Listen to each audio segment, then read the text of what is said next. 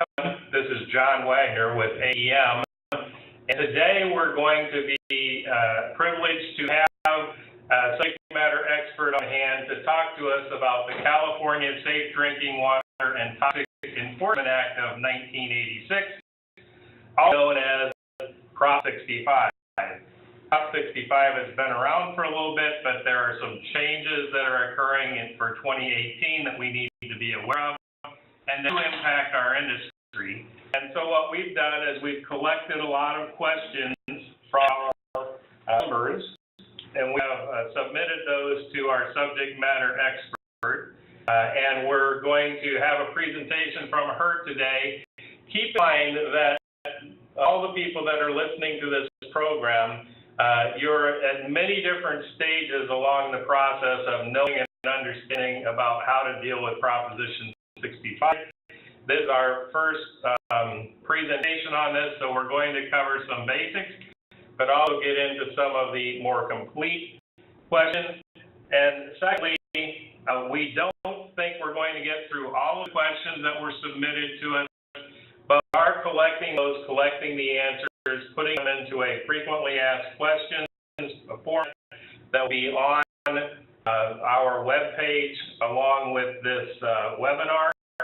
And in addition to that, if there are questions that come up along the way of today's presentation, please jot them down. You'll be able to submit them to me at my email at John, or it will show up at the end of this presentation.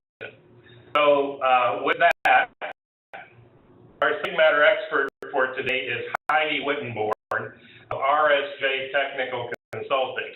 Heidi has more than 25 years of experience in law firms and state regulatory agencies, where she specialized in creating, implementing databases, and managing data collection and quality control. Today, Heidi is an experienced environmental management systems auditor who audited manufacturing facilities, hospitals, and military bases, as well as providing EMS implementation training to business leaders. Her legal and regulatory background makes her adept at interpreting government regulations and addressing assessing systems for conformance to the standards. And with Heidi, I'll let you take over. Hey, John. Welcome, everyone, to our discussion of Prop 65. As John said, we're going to start with some basics. 65 is not a product safety law, nor is it a law that limits how much of something you have in your product. It is a right-to-know law. It's about informing the public of potential exposures at a moment in time that they can make a decision to be exposed or not.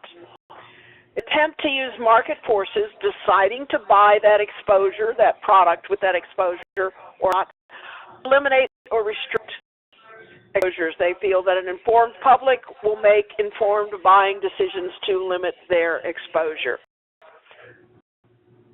Limited to those chemicals that cause cancer or those that cause birth defects or reproductive harm. The scope of the listing of chemicals is limited.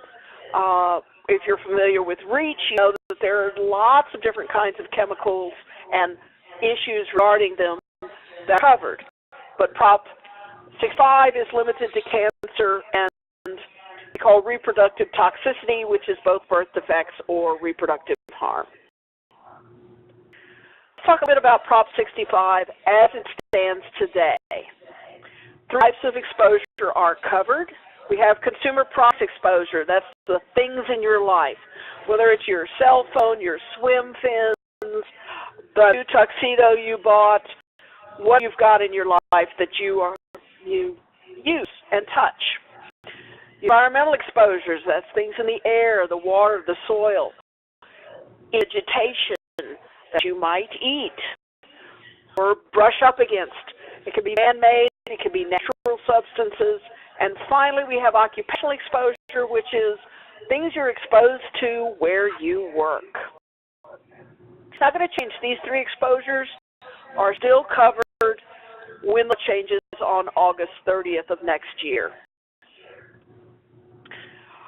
Prop 65 sets thresholds above which a warning is required.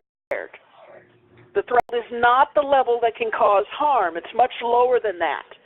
For cancer, it's the level at which you could be exposed for your entire lifetime and not have an increased risk of cancer. For reproduction, it's an exposure that will not have an effect at 1,000 times the current level you're being exposed to. So it's okay. It's so low that if you were exposed to 1,000x, you will be okay. So warnings are required if the exposure threshold is exceeded, and it must be a clear and reasonable warning before you expose someone. And to remind you, the fact that you comply with all product safety regulations for your product is entirely irrelevant to Prop 65. It's about exposure and right to know. And if you've been in California, and I assume most of you have, you'll find the warnings everywhere. They're on buildings. They're at the store on a little shelf talker about the vinegars. The exposure warnings are ubiquitous in California life. And if your products are being sold in California, you need to be aware of that and make sure you've got your warning all in a row.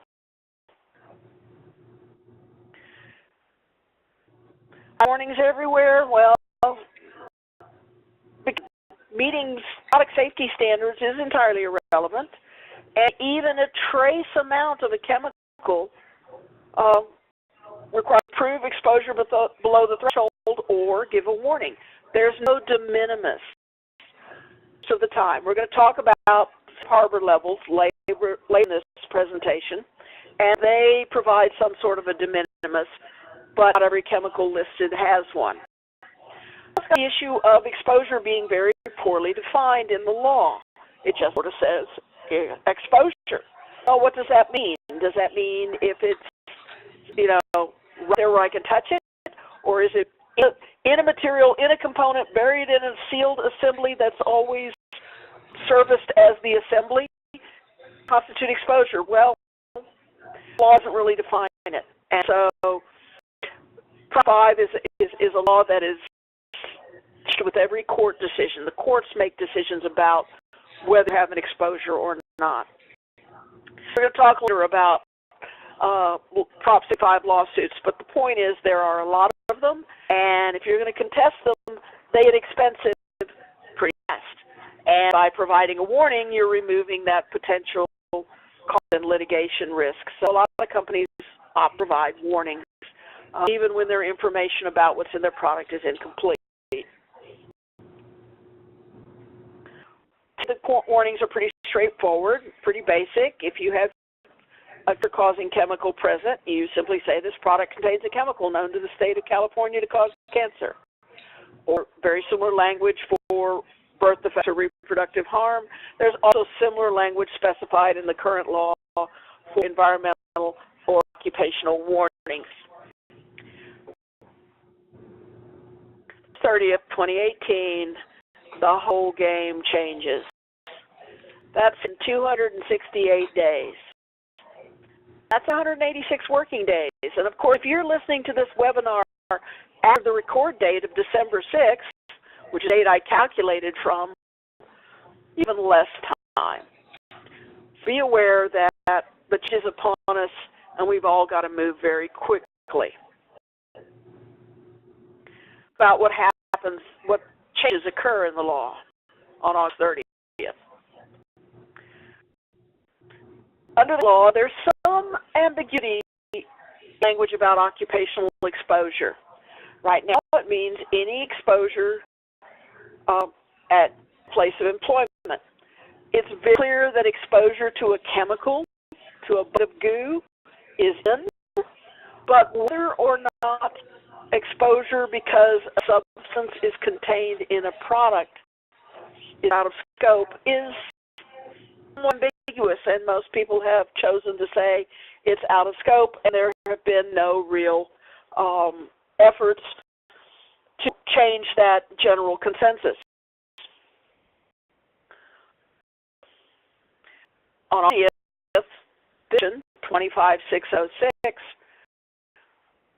and you'll note A, friction, we're still dealing with the bucket of goo, a listed chemical, if it is part of that section of the Code of Federal Regulations, you need a warning. But it's paragraph B that gets us. So if you're not part of subsection A, then you need warnings consistent with these other sections that are listed. So it loops back around to some other requirements. And what are those other requirements? The consumer product warning requirements and the environmental exposure requirements. And down at the bottom, 25607, requirements for specific things. So you're looped back into all those requirements about things in your life. It's really going to change the game about what we have to do for occupational warnings. Has been acquired, occupational exposure. So I work on a farm and drive a tractor, and the farm tractor contains substances on the list. Occupational exposure, time to label the tractor. This is the case under the law before August 30th, 2018. The big change, and of course will be a major concern for AEM members because y'all things like tractors. Chemicals are covered on this list. They can be naturally occurring, they can be synthetic, and the state makes the list. And they've got 4 ways to add to the list. It is dynamic, just as you are aware that the REACH SVHC list is constantly changing. Things are added. So the Prop 65 list, dynamic list that changes. There are 4 mechanisms, which I'm going to talk about momentarily, that affect what goes on to or comes off of the list. So there are 4 ways to add to the list. These ways include both listing and delisting processes. Not common to delist, has occurred, and there is a mechanism for doing it under all of these 4 modification processes. All processes include that the chemicals being considered for listing or doing, an opportunity for public comment, review of those comments, notice of the final decision made as a result of whichever process is being followed. So these 4 processes very quickly. First one is the California Labor Code. Section 6382B1 and D both provide that if a chemical is listed by the named organizations, then it must be listed on Prop 65. And those 2 organizations are the World Health Organization's International Agency for Research on Cancer and a section of the CFR. So if those list a chemical, then that chemical is intended to go under Prop 65. One is the state's qualified experts. The state's 2 committees that function independently, designed to evaluate either causing chemicals or alleged to cause reproductive harm. These meet at least once a year, and the decision about listing or delisting chemicals on Prop 65. Now, the same committees elect the process, and that's the authoritative bodies process. Each of the committees may designate an organization as an AB, an authoritative body. And if one of those ABs identifies a chemical, then it's for going on Prop 65. Right now there are 5 ABs, the A and the FDA, not surprising, plus the National Institute for Occupational Safety and Health, the National Toxicology Program, and an old friend from the earlier slide, the International Agency for Research on Cancer. One of these names a chemical, then it's going to be considered for Prop 65. And it's formally required to be labeled. Most common for prescription drugs that require warnings about side effects like causing cancer or reproductive harm. So if those words are in that long sheet that comes with your bottle of pills that scares you to death when you read it, that prescription drug is a candidate for listing in Prop 65. Before de minimis levels, for Prop 65, those are the safe harbor levels. OEA, which is the California agency that manages Prop 65, has established safe harbor levels for of the listed chemicals. So for about 300 so far, a little more, they're working on others. There's no obligation that they establish such a safe harbor level. There's no obligation that they establish it for both cancer and reproductive harm. They do both. They might do one or the other, or they might do nothing at all. But there is a mechanism, the safe harbor level, for establishing a de minimis. What happens with that? There is a safe harbor level established for the substance you're concerned about, and your amount of that substance is less than the safe harbor level, you have to provide a Prop 65 warning. And that's based on the lifetime exposure for the chemical for causing cancer, or once an X will cause harm if it will cause reproductive toxicity. As I said, there's no obligation that they establish a safe harbor level, and what if you've got a substance and you look at the safe harbor list and there's nothing? You're going to have to provide a warning unless you can provide the data to show that the level of exposure from your product poses no significant risk. Today is one of my favorite comedians, George Carlin. If I eat it, drink it, shoot it, snort it, smoke it, or rub it into my belly, there is no risk to me. Nothing that's easy to prove. Most businesses opt to provide warnings if they've got a substance present. Sometimes businesses are discouraged from providing unnecessary warnings. You don't want to scare people if you don't need to. However, there is no penalty right now for providing a warning that you didn't need to provide. This may change at some point in the future. It may change as a result of a lawsuit, but right now you can simply make sure by providing a warning, even having incomplete information about what's in your product. The main thing you need to be aware of is that you are guilty until proven innocent. If you have a substance present in your product, put that on, unless you can prove beyond a shadow of a doubt that the product poses no risk. Who's responsible for these warnings? Well, it says it's the supplier of the product, and it says you can put the warnings on the product, or you can provide warning materials to retailers, to people who sell the product for you. Now, to warn you that most of the retailers are going, no, you put the warning on your product. I'm not going to manage all the brochures, all the shelf talkers, all the materials you give me. Really? Do you want them to? It's your product. You're the one facing the possibility of lawsuits to enforce per warnings. You probably do not want to leave the responsibility for providing the warning in the hands of somebody else.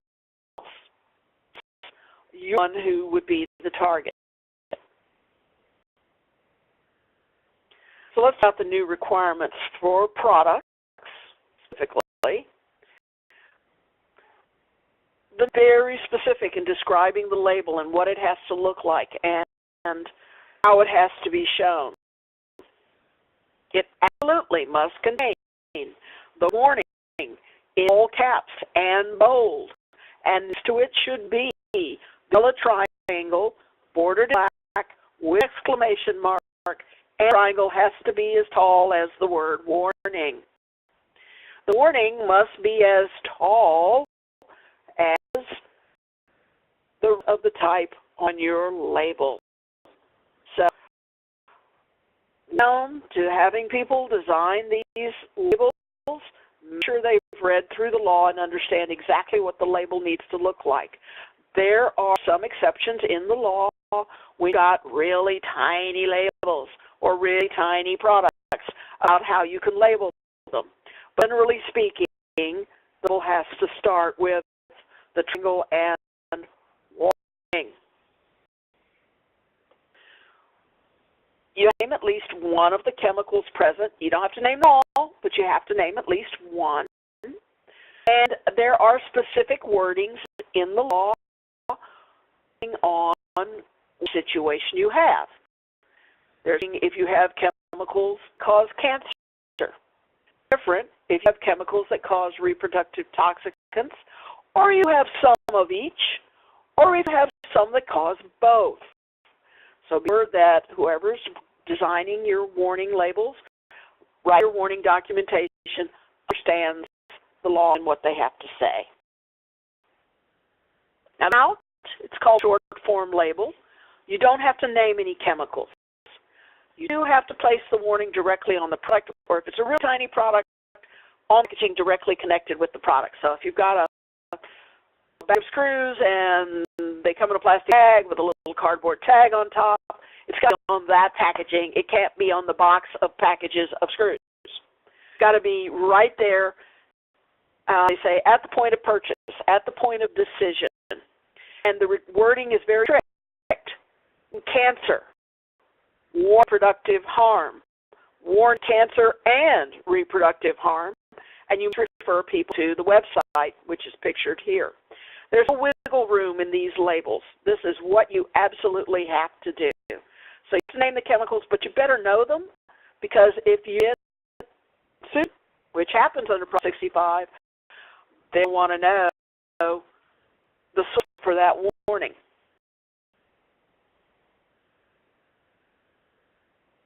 Now, we've talked about labeling everything, and there's the other thing of putting it on the shelf and selling it, but there's to sell things.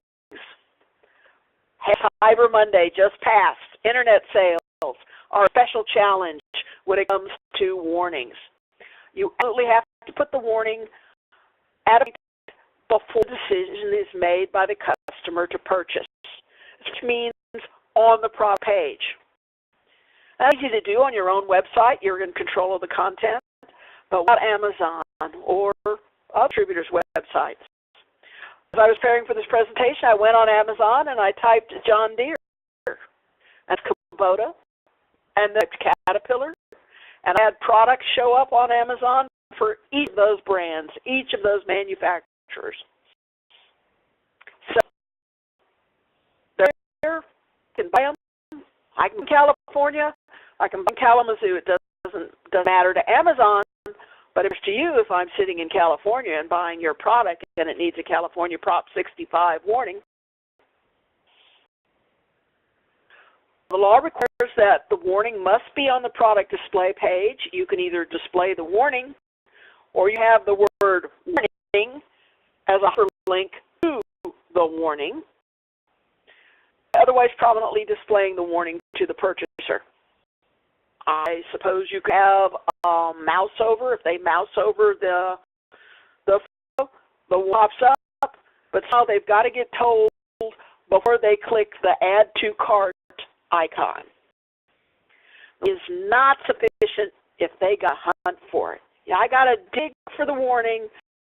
You're not meeting the requirements of the law. For example, I was on Amazon, as I said before this presentation, and I found a product that has a Prop 65 label. I looked in to see if it did. I thought it might, given what it was. So I clicked on the second photo on the right, zoomed in, and read down the label, and there, yes, was my Prop 65 warning. but I had to dig for it. Nothing about that equals prominently displayed.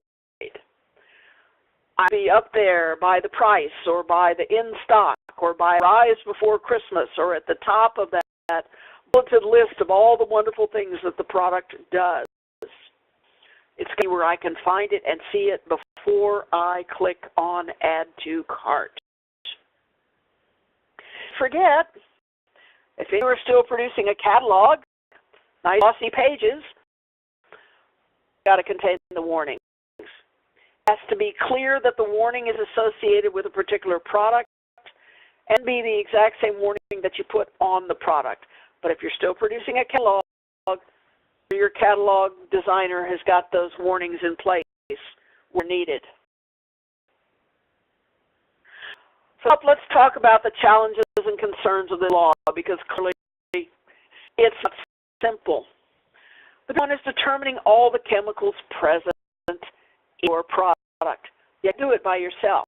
You're going to have to reach out to your supply chain all the way down to the manufacturer of the materials, because this is about the substances in the materials, in the components in your product. You've got to drill down. Not simply enough to have someone say, yeah, cool, here's my declaration. Yes, I comply. Thumbs up, thumbs down, yes, no, is good in the moment. And in it, the Proxy 5 list changes. You have to drill down your supply chain again and ask again. And they are going to get exhausted fairly quickly through this constant ask and answer process. If you go and seek to understand all the materials and their substances in the product, then all you have to do is look at the data you've got and go, oh, no, that chemical's not present, I'm still good, or, oh, well, I got to change my labels, or now I need to label because I see that product, that chemical is present. Now, material formulation changes. A chemical could appear or appear. One can affect your labeling warning requirements. You really can't test for the presence of every listed chemical. You can't keep repeating the testing every time the list changes. You will become the best customer of any testing lab, and they will jump up and down in joy and glee if you're trying to test for every chemical, because you're going to be paying them lots of money. Now, what you can do is evaluate the materials you've got for how risky they are. What's their risk of containing substances on the Prop 65 list? For example, alloys, formulations are pretty stable, likely to contain the kinds of substances that are regulated on this list. Some of them do contain some lead, some have those, but most of them don't. So metals might be low on your risk of things I need to test. On the other hand, polymers, plastics, rubbers, contains all kinds of additives to make the plastic do what you want it to do, to make it soft, to make it hard, to protect it from UV radiation, to include flame retardant.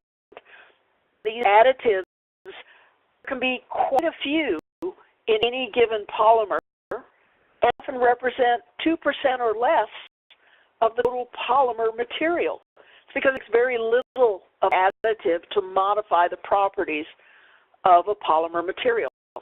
And the kinds of things, these additives, that are frequently being regulated. They're showing up on the SVHC list. They're showing up on Prop 65. So if you consider testing, you might want to consider evaluating materials for their riskiness and testing those that you evaluate as high. It's a way to manage your exposure and manage the cost of managing that exposure. And I mentioned that this is a dynamic list. It mostly grows. Every once in a while something gets delisted, but for the most part it grows. So you have to constantly be on the lookout. And then, remember the movie, You've Nailed. Well, in California, it's You've Been Sued. Any citizen in California is allowed to sue for enforcement of Prop 65. That makes everybody the eyes and ears of the California when it comes to catching people who are providing the warnings. Or, technically, on the flip side, catching people who are providing warnings they don't need to provide. Although the focus is on gotcha, you should have provided a warning. Even groups of lawyers known as bounty hunters, and they make their living, their entire practice based on finding violations. When there's a big change in the law, they're race to the courthouse to see who can sue. And believe me, August 30th is a big change in the law. It's ready, set, kill. Who can go to the courthouse first? And these bounty hunters are knowledgeable. They're aware of the kinds of products and materials likely to pose risk. They often have their own testing labs on retainer, willing to invest to find a violation and pursue a lawsuit. And they're perfectly happy to have them do that because the state gets a chunk of the damages awarded.